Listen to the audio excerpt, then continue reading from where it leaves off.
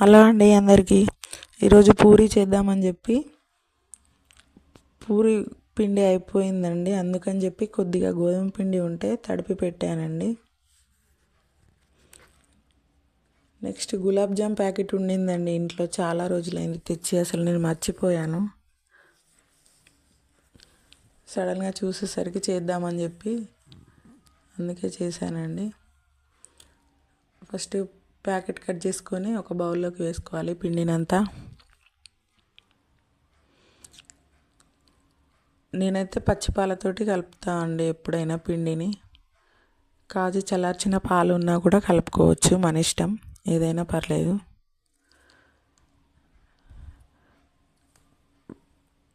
ఆ పాలు కూడా సరిపోలేదండి నాకు, అందుకని చెప్పి ఇంట్లో కాచి చల్లార్చిన పాలు ఉంటే అవి కూడా కొన్ని వేసుకొని కలుపుకున్నాను.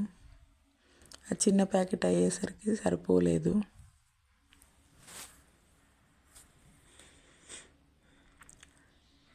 బాగా కలిపి పెట్టుకోవాలండి పిండిని సాఫ్ట్గా.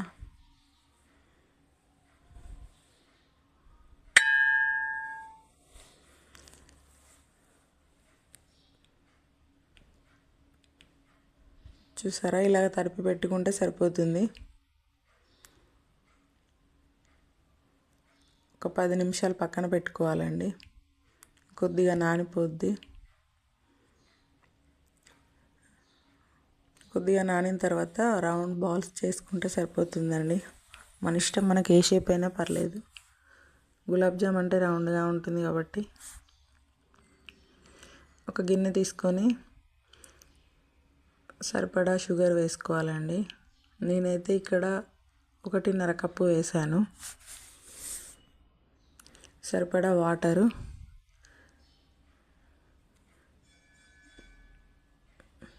వేసుకొని స్టవ్ ఆన్ చేసి స్టవ్ మీద పెట్టుకోవాలండి. లేత తీగ పాకం వచ్చే వరకు మరిగించాలి. నెక్స్ట్ ఇక్కడ పూరి కర్రీకి ఆలు, తెల్ల శనగలు కర్రీ చేస్తున్నానండి. అవి రెండు కలిపి ఒక గిన్నెలో వేసి కుక్కర్లో కొన్ని వాటర్ వేసి స్టవ్ ఆన్ చేసి ఒక 2 విజిల్ వచ్చే వరకు పెట్టుకోవాలి.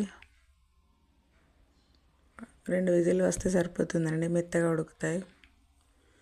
ఆల్రెడీ ముందే నానబెట్టి పెట్టుకున్నా అండి శనగలు.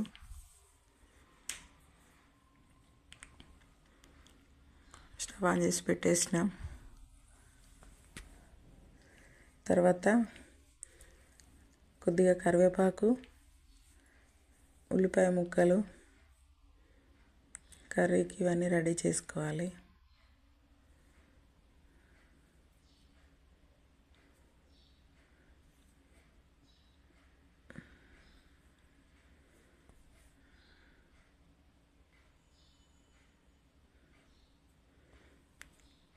నెక్స్ట్ ఇక్కడ పాకం రెడీ అయిపోయిందండి.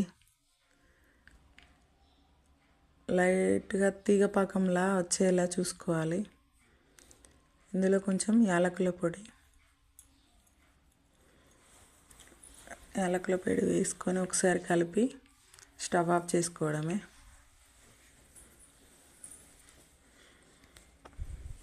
నెక్స్ట్ వచ్చేసి ఇక్కడ ఇంకో గిన్నె పెట్టుకొని గులాబ్ జాములు వేయించుకోవడానికి సరిపడా ఆయిల్ వేసి వేడి చేసుకోవాలి.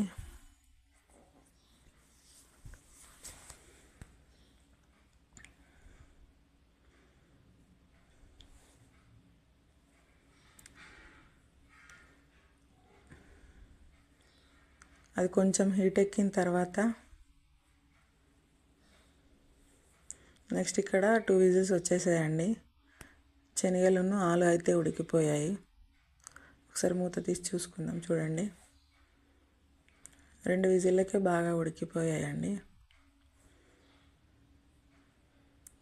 దాన్ని బయటకు తీసేసి పక్కన పెట్టుకోవాలి.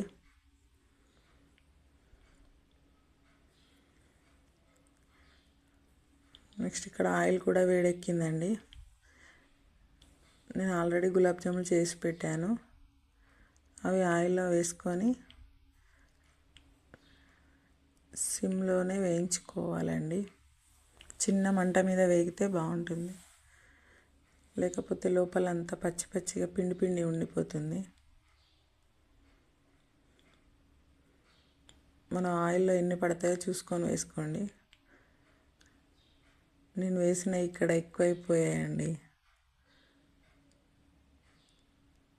గిన్నె చిన్నగా అయిపోయింది, అవేమో ఎక్కువైపోయాయి. చూసుకొని వేయించుకోండి.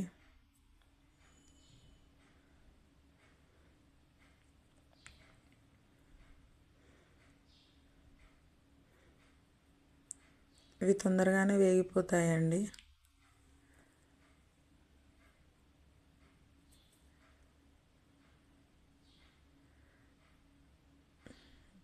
చూసారా, అవి ఆయిల్లో వేసిన తర్వాత ఇట్లా పొంగినట్టు అయ్యేసరికి ఎక్కువైపోయాయి.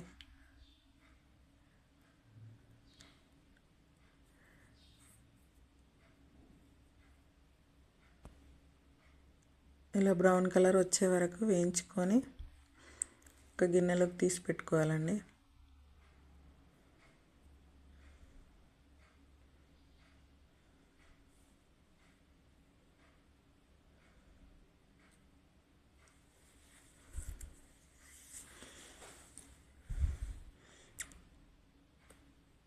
నా దగ్గర ఇంకా కొన్ని మిగిలిపోయాయి, అవి కూడా వేయించేసుకుందాం. చూసుకొని వేసుకోండి మెల్లిగా.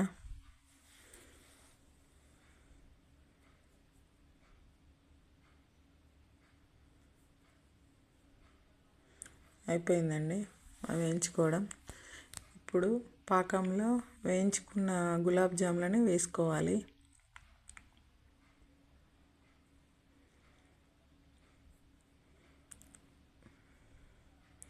వేసుకొని ఒకసారి బాగా కలిపి పెట్టుకోవాలి. కలిపి మూత పెట్టి పక్కకు పెట్టుకోవాలి.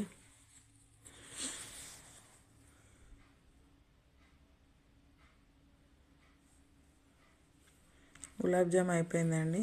నెక్స్ట్ ఇక్కడ వచ్చేసి కర్రీకి ఆలు చనా కర్రీ.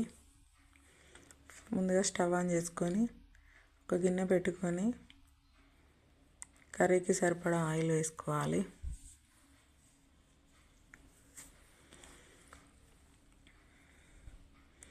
అది కొంచెం హీట్ ఎక్కిన తర్వాత ఒక 2 లవంగాలు, సాజీరా, బగారా పువ్వు, బగారా ఆకు వేసుకొని కొంచెం వేయించి ఉల్లిపాయ ముక్కలు కూడా వేసుకోవాలండి. కరివేపాకు, ఉల్లిపాయ ముక్కలు అవి కూడా కొద్దిగా వేగిన తర్వాత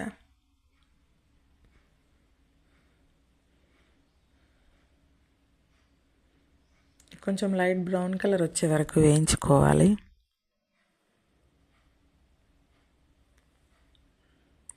అవి వేగిపోయాయండి. నెక్స్ట్ వచ్చేసి కొంచెం అల్లం వెల్లుల్లి పేస్ట్, కొద్దిగా పసుపు,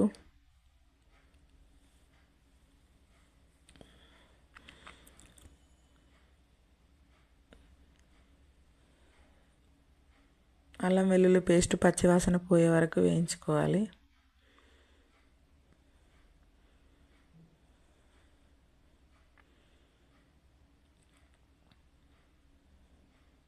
వేగిన తర్వాత ఉడకబెట్టి పెట్టుకున్న ఆలు చనా వేసుకోవాలండి వాటర్తో సహా. అవి కొంచెం ఉడుకుతున్నాయి వాటరు. తర్వాత కర్రీకి సరిపడా కారం, ఉప్పు వేసుకొని ఒకసారి స్మాష్ చేసుకోవాలండి. స్మాషర్తో మెత్తగా స్మాష్ చేసుకోవాలి.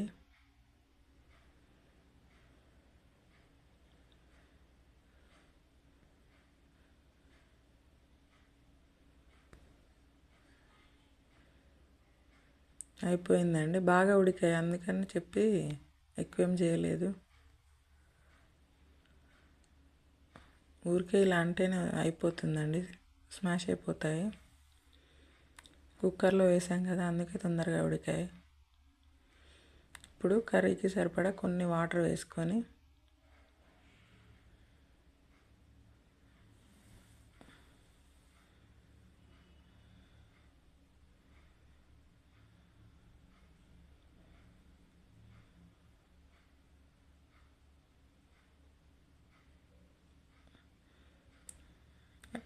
కొద్దిసేపు ఉడికించుకోవాలి.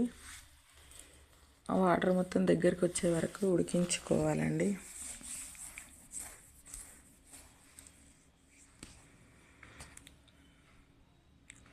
కర్రీ ఉడుకుతుంది. ఇప్పుడు కొద్దిగా ధనియాల పొడి, కొంచెం గరం మసాలా వేసుకొని ఒకసారి కలుపుకోవాలండి. వాటర్ మొత్తం ఎగ్గిపోయాయి. కడిగి పెట్టుకున్న కొత్తిమీర సన్నగా కట్ చేసి వేసుకోండి.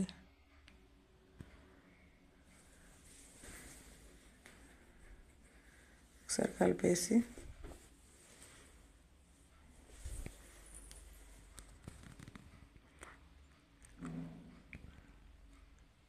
కర్రీ అయితే అయిపోయిందండి. అది పక్కన పెట్టేసుకొని మళ్ళీ స్టవ్ ఆన్ చేసి డీప్ ఫ్రైకి ఆయిల్ పెట్టుకోవాలి, పూరి కాల్చుకోవడానికి. ఇక్కడ నేనైతే పూరి చేస్తున్నానండి.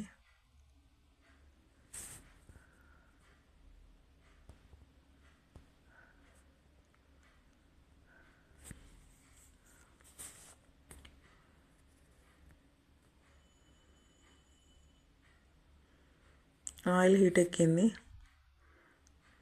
పూరి వేసుకొని 2 సైడ్లు వేయించుకోవడమే అండి.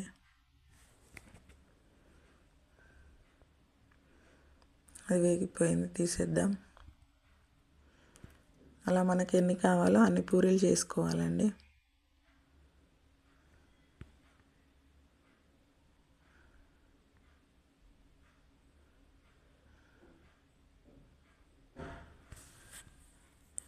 పూరీలు ఎంత బాగా పొంగుతున్నాయండి. నెక్స్ట్ పూరీ కర్రీ రెడీ అయిపోయిందండి.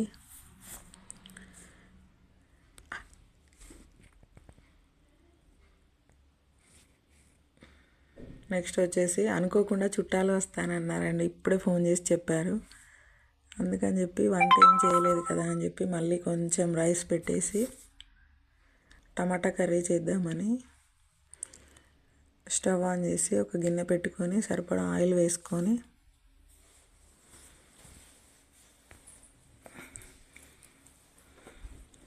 ఆయిల్ కొంచెం హీట్ ఎక్కిన తర్వాత కొంచెం ఆవాలు, జీలకర్ర వేసుకొని వేయించుకోవాలండి.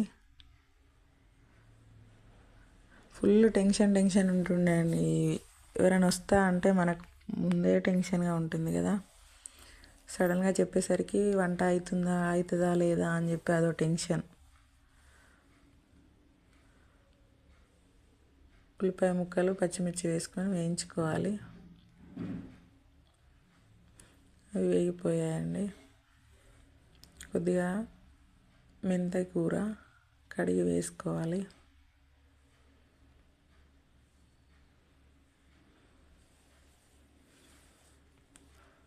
మెంతి కూర కూడా ఆయిల్లో కొంచెం వేగిన తర్వాత అల్లం వెల్లుల్లి పేస్ట్, కొద్దిగా పసుపు కర్రీకి సరిపడా వేసుకొని ఒకసారి బాగా వేయించుకోవాలండి.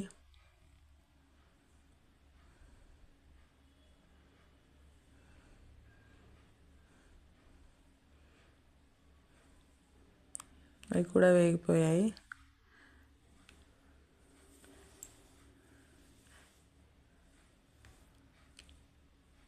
నెక్స్ట్ కట్ చేసి పెట్టుకున్న టమాటా ముక్కలు వేసుకోవాలండి. కూరగాయలు ఏం లేవని చెప్పి టమాటా కర్రీ అయితే తొందరగా అయిపోతుందని చెప్పి అదే చేశానండి. టమాటా ముక్కలు వేసి బాగా కలుపుకోవాలి. నూనెలో కొంచెం వేగాలండి టమాటా ముక్కలు కూడా. మూత పెట్టి ఒక 2 నిమిషాలు మగ్గించుకోవాలి ఆయిల్లో.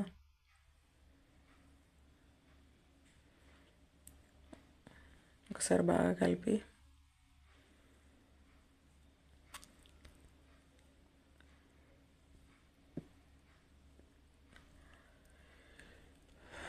కర్రీకి సరిపడా కారం, ఉప్పు వేసుకొని మూత పెట్టుకోవాలండి. చిన్న మంట మీద ఉడికించుకోవాలి. టమాటాలు బాగా ఉడుకుతాయి.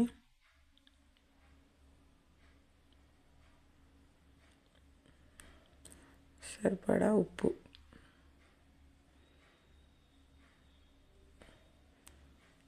మూత పెట్టేసి సిమ్లో పెట్టుకోవాలండి. ఇప్పుడు మూత తీసి చూసుకోవాలి. టమాటాలు బాగా ఉడికిపోయాయండి. ఒకసారి బాగా మిక్స్ చేసుకోవాలి. టమాటాలు చాలా బాగా ఉడికాయి. అటు వంట చేసుకుంటూ ఇటు గిన్నెలు కూడా కడిగేసానండి.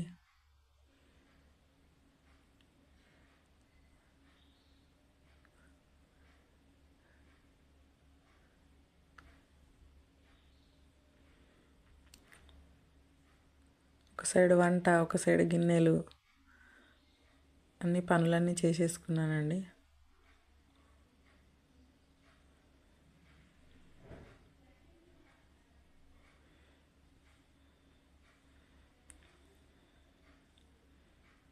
పని అయితే అయిపోయింది.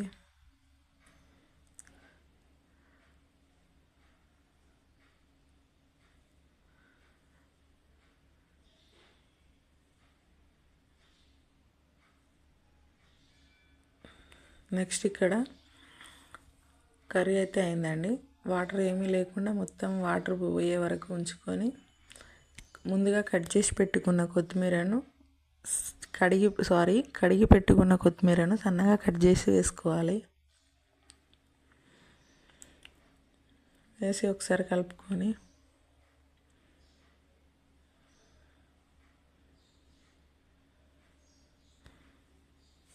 లాస్ట్లో కొద్దిగా జీలకర్ర మెంతుల పొడి, అది కొంచెం అంటే కొంచెమే వేసుకోవాలండి. టేస్ట్ బాగుంటుంది కర్రీకి. లైట్గా వేసుకోవాలి, మరీ ఎక్కువ వేస్తే చేదైపోతుంది. వేసి ఒకసారి కలుపుకొని 1 నిమిషం అలా ఉంచుకొని స్టవ్ ఆఫ్ చేసుకోవడమే అండి. అయిపోయిందండి.